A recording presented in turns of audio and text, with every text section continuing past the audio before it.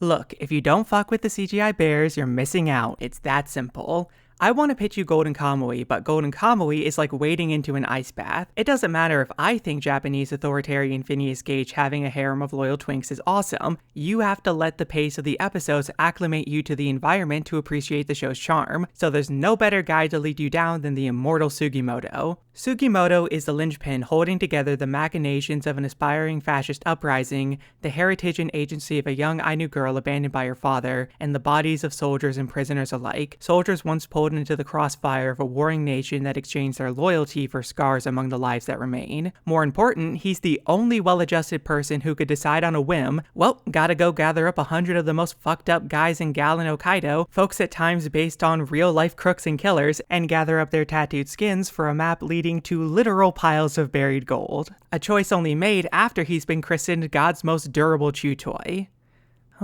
Durable does not mean bear-proof. Well, in that case, what better partner in crime to give a legendary immortal than an indigenous child like a Sirpa? You got a man desperate for his own survival at any cost but lacking the knowledge in how to navigate the wilderness that separates him from his fortunes. She's also experienced the weight of death in direct ties with the gold stolen from her people, so she resolves to never lose her humanity and still carries herself through the story as a child would. Sugimoto places a Sirpa in an environment that allows and requires her to show off her expertise. A Sirpa helps ground Sugimoto through the joy she finds in engaging with the practices and cuisine of Ainu culture, set them together against the aforementioned fascist uprising, and bada bing bada boom, you have a dynamic that, with the care put in by the author, is incredibly effective. As the de facto deity of this world, self-proclaimed super pervert Satoru Noda's job is to make his own life, and by proxy the lives of his merry band of outlaws, worse. In one interview, he describes the creative process as driving himself nearly into a corner to discover their escape routes in turn. It's a perpetual sequence of high-stakes gambles with the viewer's trust in the strength of every cast member on the line, all for the implied payout that each clever and intense resolution will humanize them in their moments of relief.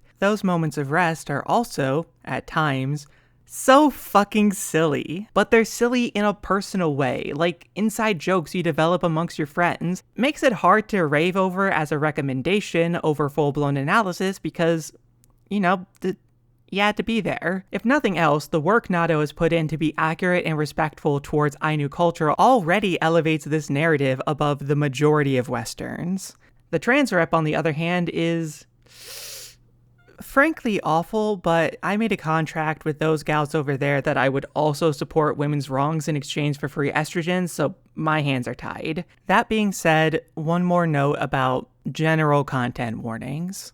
Look, even if you do fuck with the CGI bears, Golden Kamuy is brutal. It is broken men after broken men after broken men. You can turn back at any time and no one will fault you for it. For the rest of us, we have the immortal Sugimoto.